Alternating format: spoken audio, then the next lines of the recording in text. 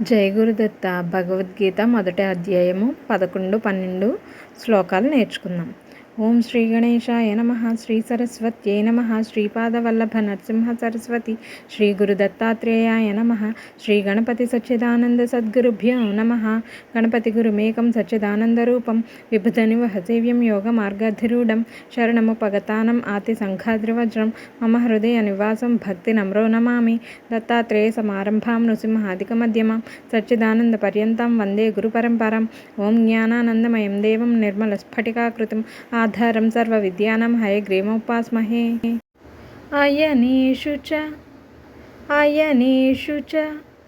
సర్వేషు యథా భాగ మవస్థితాః భీష్మ మే వాభిరక్షन्तు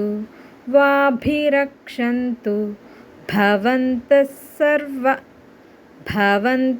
సర్వ ఆ భవంతకి సర్వకి మధ్య ఎస్ పెట్టుకొని భవంతః సర్వ అని పలకండి. ఇక్కడ అచ్చు వచ్చింది కాబట్టి, అంటే 4వ పాదంలో లాస్ట్ పాదానికి ముందుగా అచ్చు వచ్చింది కాబట్టి అక్కడ పాజ్ ఇచ్చుకోండి.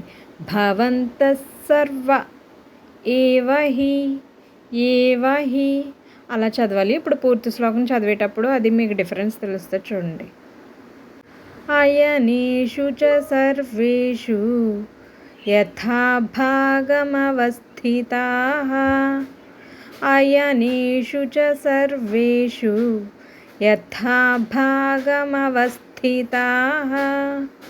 భీష్మమేవాభిరక్షन्तు భవంతః సర్వ ఏవ హి. అయనేషు చ సర్వేషు యథా భాగమవస్థితాః భీష్మమేవాభిరక్షन्तు భవంతః సర్వ ఏవ హి. గ్యాప్ ఇచ్చాను చూసారా అండి, అక్కడ అచ్చు వచ్చింది కాబట్టి మనం పాజ్ ఇవ్వాలి. ఇప్పుడు మొదటి అధ్యాయంలోని 12వ శ్లోకం. తస్య సంజనయన్ హర్షం కురు వృద్ధః ఎఫ్ పెట్టుకోవాలి. ఎందుకంటే విసర్గ వచ్చిన తర్వాత పి అనే పదంతో స్టార్ట్ అయింది చూడండి పదం, పితామహ అని. సో ఈ కేసులో మనం ఇక్కడ ఉన్న విసర్గని ఎఫ్ కింద పలకాలి. అందుకే అక్కడ ఎఫ్ నోట్ చేసుకోండి. కురు వృద్ధః పితామహః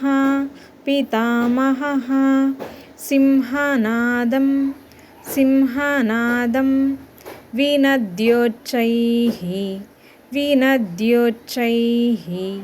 శంఖం దధ్మౌ ప్రతాపవాన్. ఇక్కడ దధ్మౌ తర్వాత ప్రతాపవాన్ అనేది, దధ్మౌ తర్వాత ప్రా అనేది వచ్చింది కదా, సో అది సంయుక్తాక్షరం అవుతుంది కాబట్టి అక్కడ పైన పి పెట్టుకోండి. అప్పుడు దధ్మౌప్ అని చదవాలి, ఉప్ అని చదవాలి. ఓకేనా అండి.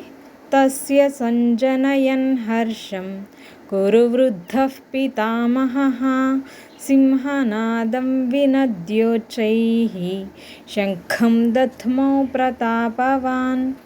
తస్య సంజనయన్ హర్షం కురు వృద్ధః పితామహః సింహనాదం వినద్యోచ్చైః శంఖం దధ్మౌ ప్రతాపవాన్.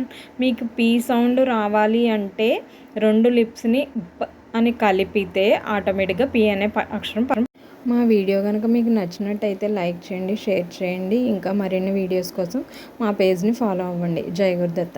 ఓం జ్ఞానానందమయం దేవం నిర్మల స్ఫటికాకృతిం ఆధారం సర్వ విద్యానాం హయగ్రీవముపాస్మహే.